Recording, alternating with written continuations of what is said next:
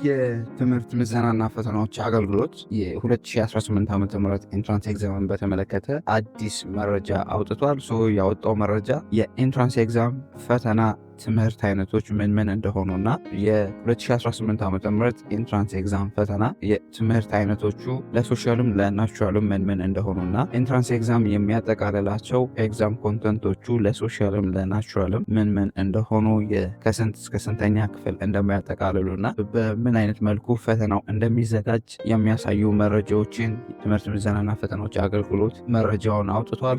በዚህ ቪዲዮ የትምህርት ምዘናና ፈተናዎች አገልግሎት ያወጣው መረጃ ምን እንደሚል ኢንዲቴል ሼር አደርጋችኋለሁ። እስከ መጨረሻው ድረስ አብራችን ቆዩ። ከመጀመሪያችን በፊት ግን ሰላም እንዴት ናችሁ? ከዚህ በፊት ለማታውቁኝ ፈንታውን ጻይ ይባላለሁ። በቋሚ ስራዬ የዩኒቨርሲቲ አስተማሪ ነኝ። በትርፍ ሰዓቴ ደግሞ ልክ እንደዚህ አይነት ተማሪዎችን ይጠቅማሉ የምላቸውን ኮንተንቶች በዚህ ዩቲዩብ ቻናል ክሬት አደርጋለሁ።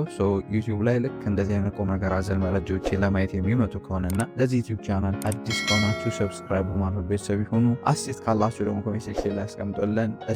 የ2018 ዓ.ም ኤንትራንስ ኤግዛምን በተመለከተ የትምህርት ምዘናና ፈተናዎች አገልግሎት ፈተናውን በተመለከተ ዲቴል መረጃዎችን ይፋ አድርጓል። ይሄ መረጃ የመጀመሪያው ይሄ የ2018 ዓ.ም ፈተና ለሶሻልም ለናቹራልም ምን አይነት ትምህርቶች ላይ ፈተናው እንደሚዘጋጅ ይፋ አድርጓል። እንግዲህ ወደ መረጃው ስንሄድ የ2018 ዓ.ም የ12ኛ ክፍል ሀገር አቀፍ መልቀቂያ ፈተና የሚዘጋጅባቸው የትምህርት አይነቶች እና የሚዘጋጅባቸውን የክፍል ደረጃዎች ይፋ አድርጓል።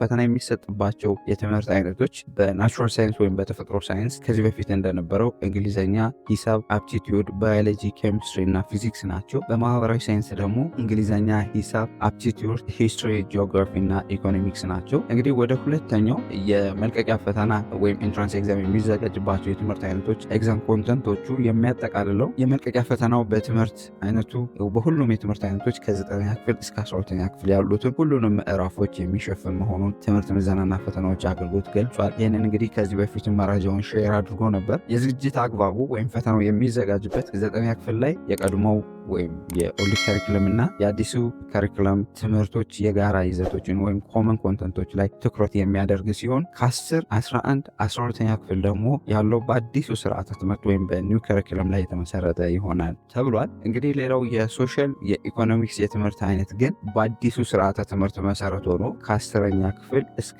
12ኛ ክፍል ያለውን የሚሸፍን እንደሚሆን የትምህርት ምዘናና ፈተናዎች አገልግሎቱ ጠቁሟል።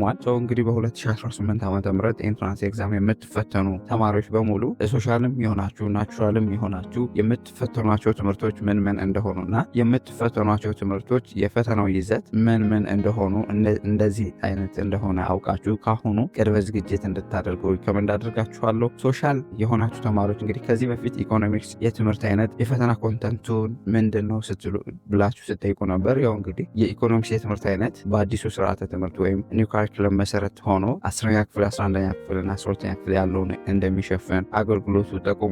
ይህንን አውቃችሁ ካሁኑ ባላችሁ ቀሪ ጊዜ ዝግጅታችሁን በአግባቡ እንድታደርጉ ሪኮመንድ እናደርጋለን። ለኢንትራንስ ኤግዛም እንዴት መዘጋጀት እንችላለን ካላችሁ ከዚህ በፊት ሁሉንም የትምህርት አይነቶች እንዴት መዘጋጀት እንዳለባችሁ የሚያሳይ ሶሻልም ሆናችሁ ናቹራል ኢንትራንስ ኤግዛም ተፈታ እንዴት ሁሉንም ትምህርት መዘጋጀት እንዳለባችሁ የሚያሳይ ይህንን ቪዲዮ ሰርተንላችኋል። ይህንን ቪዲዮ ገብታችሁ ብታዩት ለ2018 ዓ.ም ኢንትራንስ ኤግዛም በሚወጣበት መልኩ እንዴት አድርጋችሁ በአጭር ጊዜ ውስጥ መዘጋጀት እንዳለባችሁ የቪዲዮ ያሳያችኋል። ይህንን ቪዲዮ ዲስክሪፕሽን ላይም እናስቀምጥላችኋለን። ቴሌግራም ቻናላችን ላይም ታገኙታላችሁ። ዩቲዩብ ቻናሉ ላይም ገብታችሁ ብታዩት በደንብ ትጠቀሙበታላችሁ ብለን ሪኮመንድ እናደርጋችኋለን።